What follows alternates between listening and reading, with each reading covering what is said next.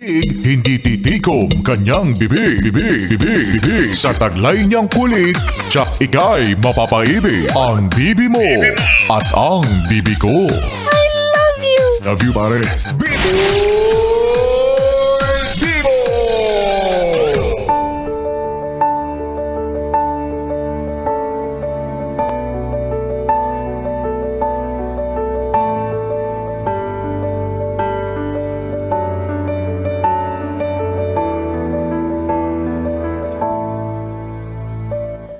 Gandang gabi! Ako'y nagbabalik, DJ B-Boy Bibo, para sa ating tuloy-tuloy na BB Time tungkol sa usaping pagkaumay at pagkasawa sa relasyon. Ikaw ba, yes friend, naranasan mo na ba yung sobrang mahal mo yung isang tao? Tapos isang araw, nagulat ka na lang sa sarili mo na parang nawawalan ka na ng gana sa kanya. Ay, hala ka dyan. Baka may iba ka na. Sinusugarcoat mo pa, meron ka naman talagang ibang gusto. Alam niyo, ito talaga yung isa sa yugto or isa sa mga hamon ng relasyon na sadyang nakakatakot maranasan, 'di ba? Yung out of nowhere, isang araw, malalaman mo na lang na yung kapartner mo ay hindi ka na pala gusto. Hindi ka na mahawakan, ayaw ka nang makita, ayaw ka nang tabihan. So nakakalungkot lang na yung taong dati mong kaanuhan tila mailap na sa'yo at nakakaramdam na ng pagkasawa, 'di ba? Alam nyo, sa buhay talaga ng tao, sa kahit anong aspeto 'yan, 'di ba? Patrabaho, pagiging magulang, pagiging anak, pagiging kaibigan, sa school, sa relasyon, lahat 'yan for sure makakaramdam ka talaga ng pagkaumay o pagkasawa. 'Di ba? Normal 'yon. Tao tayo that makes us human. 'Di ba? Nababurn out, napapagod, gusto nang umayaw. Pero at the end, magkakatalo lang 'yan sa kung paano ka magre-respond sa pagkasawa mo na 'yun. Ano yung gagawin mong step? Ano yung gagawin mong plano? Ano yung gagawin mong hakbang para mawala yung pagkaumay na yan? At dalawa lang yan. It's either you let it go, di ba? Pakawalan mo na. I-let go mo na yung mga bagay na pinagkakasawaan mo, or magpapahinga ka lang. Tapos pipiliin mo pa rin siya at ipagpapatuloy mo ang lahat. Nasa iyo ang desisyon. At the end of everything, ikaw ang pipili kung ano sa tingin mo yung best for you. Ikaw ang higit na nakakaalam kung ano sa tingin mo yung kailangan mong gawin. But please, huwag mong i-invalidate yung mararamdaman ng mga tao sa paligid mo sa kabila ng desisyon na gagawin mo. Lalo na kapag meron kang partner. 'Di ba? Like for example, yan nga 'di ba, sa relationship, maaaring nauumay ka na, nagsasawa ka na. First thing you have to do is to inform your partner. Sabihin mo sa kanya yung totoong nararamdaman mo. Huwag ka namang maging unfair. Huwag mo naman siyang iwan sa ere ng biglaan. Yung habang siya panatag na minamahal ka, tapos yun pala ikaw, wala nang gana. Maybe, kapag sinabi mo yun, di ba? Pag sinabi mo yung totoo at nalaman niya yung nararamdaman mo, makakaramdam siya ng galit, ng inis, ng pagkalungkot, and that is also normal. That is also valid. Hindi mo kailangang i-invalidate yung feeling ng partner mo kapag nalaman niyang wala ka ng gana sa kanya, kasi yun yung nararamdaman niya. Sino ba naman ang matinong partner? At kapag sinabihan ka ng jowa mo na, ay, wala na akong gana sa'yo, wala na akong gana sa relasyon na to, sino bang partner ang magdiriwang kapag narinig yung mga katagang yun? For sure, mayayanig siya, mauutik yan, maaalog yung isipan niya. And ang kailangan mo gawin after confessing what you feel, isabihin din sa kanya yung plano mo. Or hindi naman kaya much better makipagtulungan ka sa kanya kung interesado ka pa rin sa taong yan at wala kang balak siyang iwan. Pag-usapan nyo ng mabuti, i-work out ninyo. Magpapahinga ka? Go! Kailangan mo ng space? Go! Kailangan ko munang itikom yung bibig ko? Okay. Ayaw mo muna akong nakikita? Sige. Makipag-cooperate ka sa partner mo kasi for sure, magiging open siya sa kung ano yung magiging desisyon mo, lalo na't alam niyang kinoconsider mo yung nararamdaman niya. Pag-usapan niyo yung next step. Ano yung pwede niyong gawin para yung init ng pagmamahal mo manumbalik? Yun kung may plano ka pang manatili pa rin sa kanya. Kasi di ba may mga ganong klase ng tao, no, na for example sa pinabahaba ng pinagsamahan nila for almost 10, 15, 20, 25 years, makakaramdam niya ng umay, ng pagkasawa. Kasi ba naman pagmumukha mo yung lagi niya nakikita pag gising niya sa umaga, sinong hindi magsasawa? Diba? Kaya wag kayong magpaka-ipokrita kung sasabihin nyo na sa hinaba-haba ng pinagsamahan ninyo, ng relasyon ninyo, never kayong nakaramdam ng pagkaumay. Hindi yun totoo. Ang relasyon ay hindi binubuo ng palagi ang kilig, palagi ang saya. Dahil ang totoong pag-ibig ay umiikot din sa mga problema, sa pagkasawa, and yun yung reality na kailangan nating tanggapin. At yun yung reality na kailangan nating mahanapan ng solusyon. Kaya mag-partner kayo Para saan pa tinawag kayong partners kung hindi nyo i-work out yan together?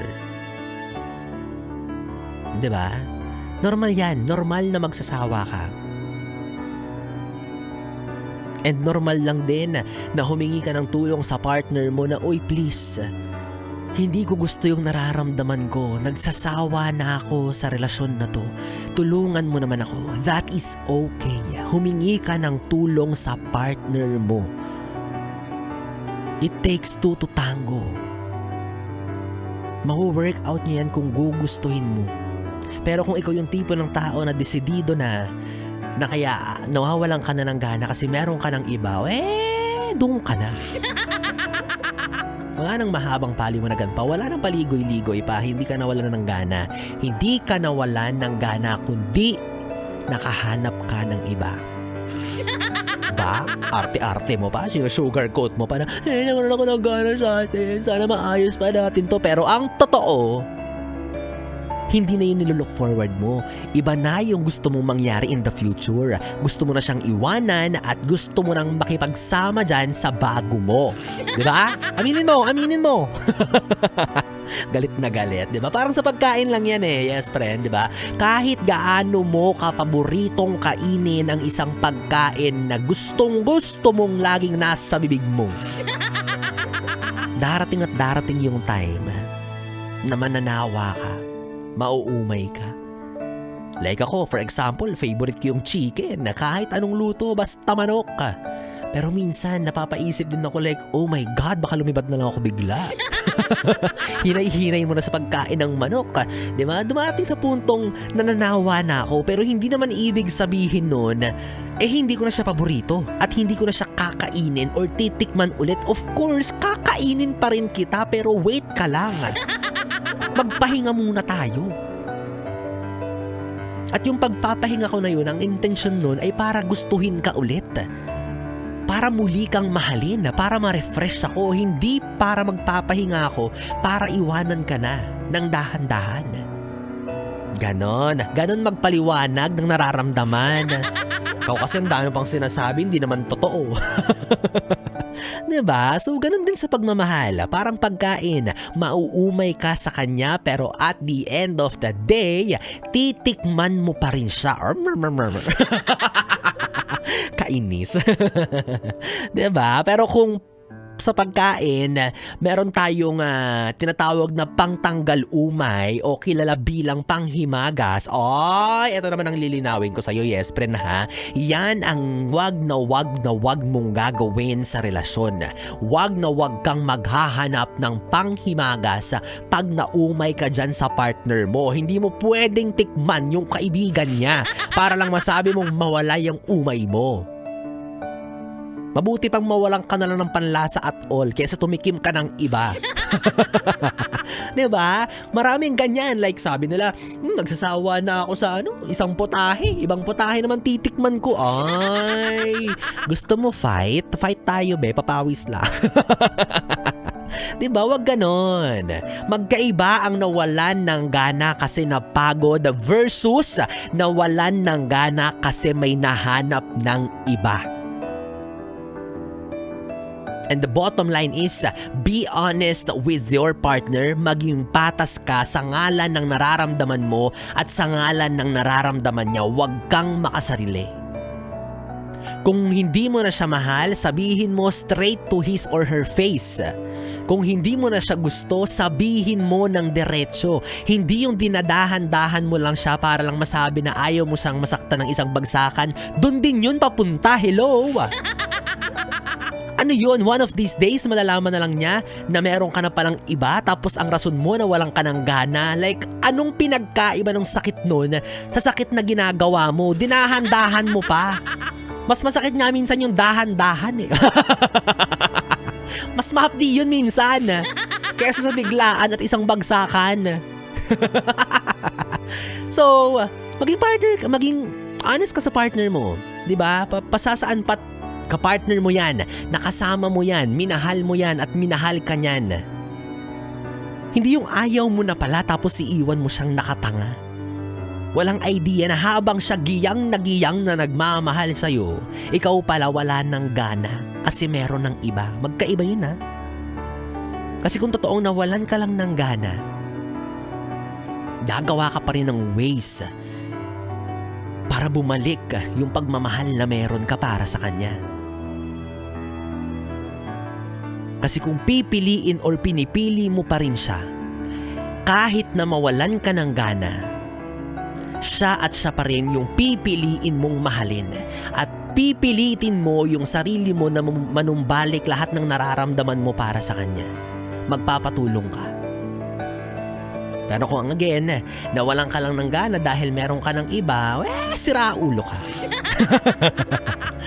Kaya sa mga yes pre natin na nakakaranas ngayon or sa kasalukuyan ng ganitong pakiramdam, yung pagkaumay sa kanilang karelasyon o hindi naman kaya sa relasyon na meron siya ngayon.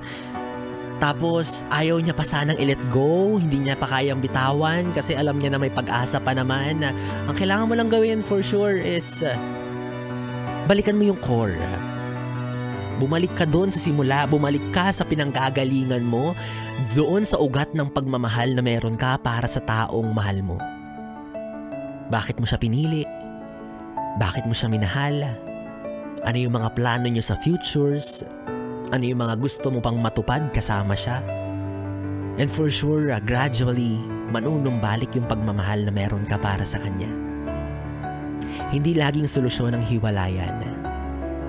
Kahit nakakaso ka na yan, kahit umay na umay ka na, pero kung nararamdaman mo pa sa puso mo na may pagmamahal pang natitira at wala naman siyang ginagawang masama at super good siya as a partner, hanapan nyo ng solusyon as much as possible.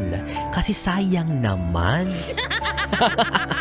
Kami nga walang jowa, minsan nagtsatsaga pa kami sa mga red flags. Tapos ikaw na goods na yung partner mo, nanawa ka lang, ayaw mo na, akin na.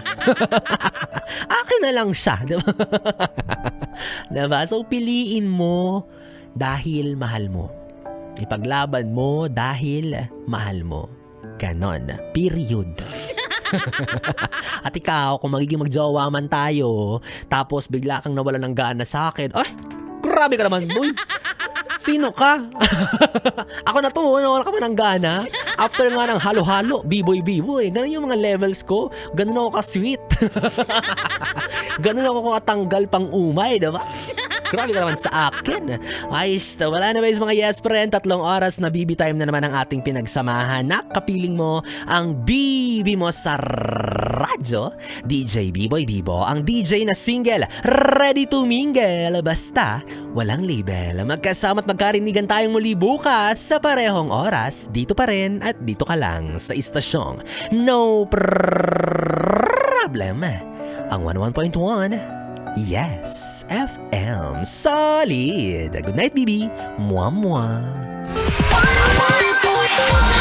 101.1 Yes FM.